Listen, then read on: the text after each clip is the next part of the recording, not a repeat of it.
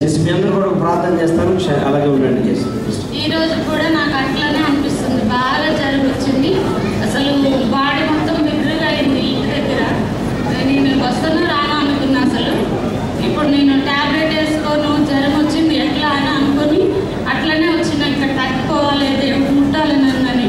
ఈరోజు ఖచ్చితంగా నన్ను తాకాలు వేసాయని నేను అనుకొని ఇక్కడికి వచ్చినాక నాకు ఆ జ్వరం అంతా పోయింది, ఒళ్ళంతా ఫ్రీగా ఉంది.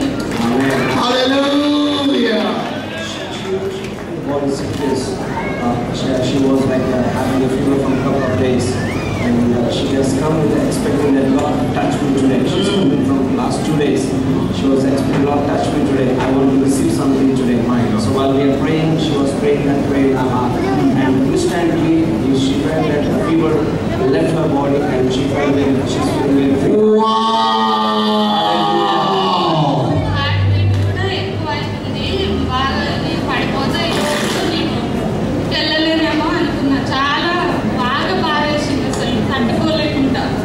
She can hear her heartbeat also increased, and she was like, her inner feeling is something will happen to me, I will faint or may not go safely to home. She was in that condition. Wow.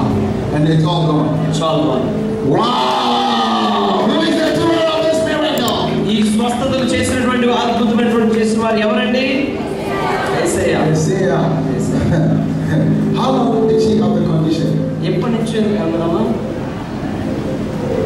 2 సంవత్సరాలు అవుతుంది. 2 years.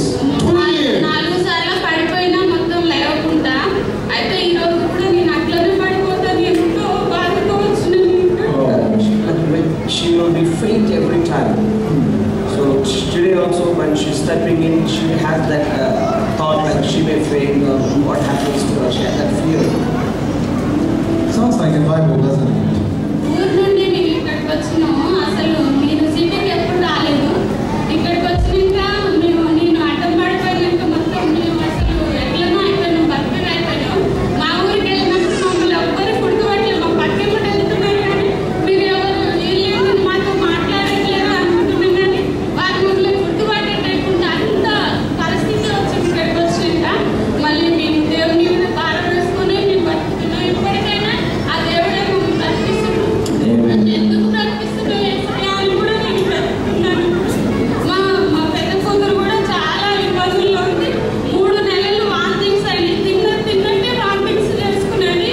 అయితే ప్రార్థనకి వెళ్ళి ఉపవాస ప్రార్థనలో ఉన్నాక 3 దినాల తర్వాత ఆ రోజు నైట్ దేవుడు ఉంటే నేను కూడా ఆమె చూసి మొత్తం పడిపోయినా.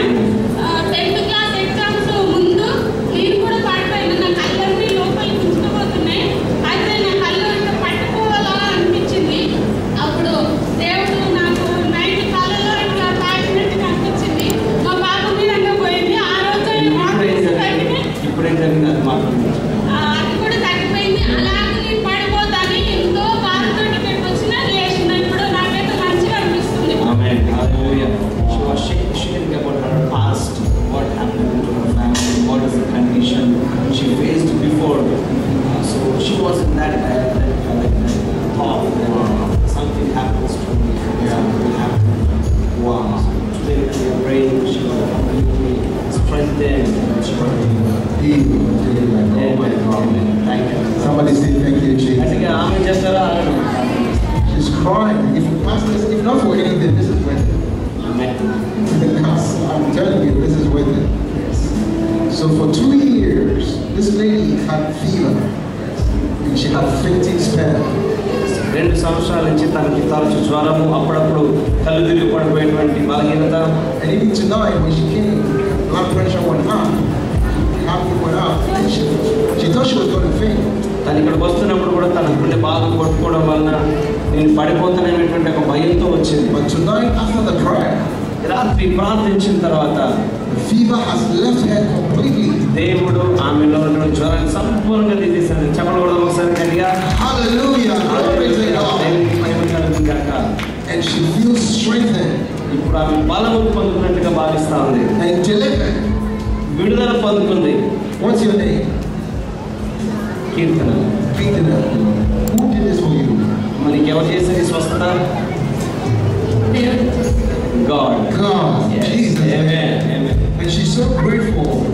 She's crying. Isn't Jesus good? Isn't Jesus good? If you have, like Peter's mother-in-law, we talked about that the first day. Or if it was you and you had been in this condition for this long time, wouldn't you be grateful? Wouldn't you be grateful? Yes. Wouldn't you be grateful? We trust this has been a blessing. Subscribe, like, and comment. Don't miss out on free Christian resource giveaways, programming, and testimonies from around the world to encourage your faith.